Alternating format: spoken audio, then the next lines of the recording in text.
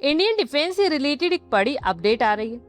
भारत की समुद्री ताकत अब सिर्फ बड़े युद्धपोतों या फाइटर जेट्स की संख्या से मापी नहीं जाएगी, बल्कि आने वाले सालों में असली लड़ाई इंसानों और मशीनों की टीम मिलकर लड़ेगी। और यही वजह है कि भारतीय नौसेना अपने दूसरे स्वदेशी एयरक्राफ्ट कैरियर IAC-2 को लेकर नई रणनीति पर काम कर रही।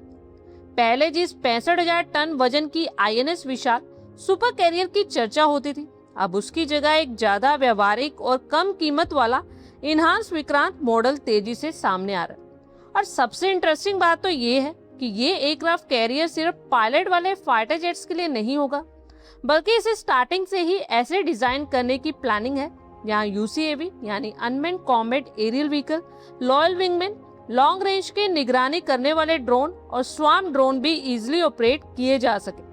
यानी फ्यूचर के युद्ध में भारतीय नौसेना का ये प्लेटफॉर्म एक साथ कई तरह के हथियारों और एयर डिफेंस सिस्टम का कमांड सेंटर बन सकता है। इस पूरी रणनीति के पीछे सिर्फ तकनीक नहीं, बल्कि मजबूत सैन्य गणित भी छिपा है। भारत को हिंद महासागर क्षेत्र में लगातार 2 एयरक्राफ्ट कैरियर ऑपरेशनल करने की जरूरत है। मौजूदा INS विक्रमादित्य पुराना हो रहा है और आने वाले सालों में उसे ज्यादा मेंटेनेंस की भी जरूरत पड़ेगी। और ऐसे में अगर दूसरा स्वदेशी कैरियर जल्दी नहीं आता है तो अरब सागर और बंगाल की खाड़ी दोनों क्षेत्रों में लगातार नौसैनिकों की मौजूदगी बनाए रखना मुश्किल हो सकता है। और यही कारण है कि नौसेना अब ऐसे प्लेटफॉर्म पर फोकस कर रही है जिसे कम समय में बनाया जा सके, जिसकी कॉस्ट भी कंट्रोल में रहे और जो फ्यूचर की ड्रोन बेस्ड लड़ाई के लिए पूरी तरह से तैयार हो। और यही वजह है कि इनहांस विक्रांत को भारत की अगली समुद्री सैन्य रणनीति का सबसे महत्वपूर्ण हथियार माना जा रहा है। INS विशाल तो हमारे पास है ही, तो इनहांस विक्रांत के लिए भारत ने क्यों बदली पूरी रणनीति? तो बता दे कि कई सालों तक भारतीय नौसेना का सपना INS विशाल नाम का एक विशाल एयरक्राफ्ट कैरियर था। शुरुआती योजनाओं में इसकी क्षमता करीब 65,000 टन रखी गई थी। इसमें काटोबार यानी catapult assisted take off but arrested recovery launch system, EMALS यानी इलेक्ट्रोमैग्नेटिक एयरक्राफ्ट लॉन्च सिस्टम जैसी एडवांस टेक्निक और फ्यूचर में न्यूक्लियर एनर्जी से चलने वाले वेरिएंट तक की पॉसिबिलिटीज पर रिसर्च की गई थी। यदि ये परियोजना उसी रूप से आगे बढ़ती तो भारत दुनिया के उन चुनिंदा देशों में शामिल हो जाता जिनके पास catapult based super aircraft carrier है। लेकिन टाइम के साथ तस्वीर बदलने लगी।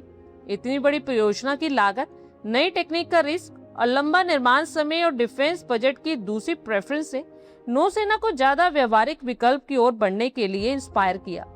अब चर्चाएं इस बात की भी हैं कि IAC-2 का साइज लगभग 45,000 टन रखा जाए तो INS विक्रांत के करीब होगा, लेकिन उसके कंपैरिजन में कहीं ज्यादा एडवांस फैसिलिटीज से लेस होगा।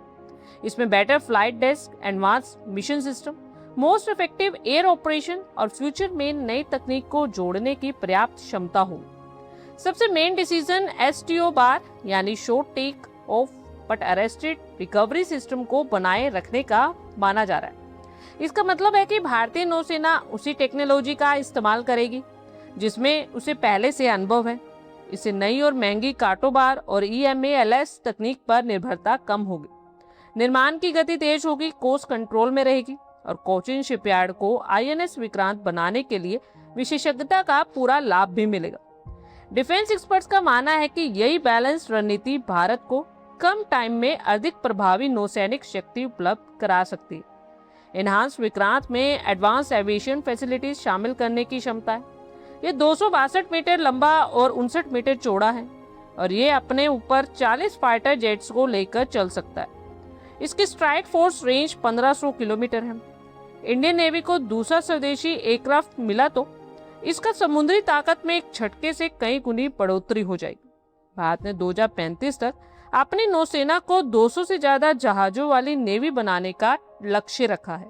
भारत की नौसेना में अभी लगभग 150 जहाज हैं।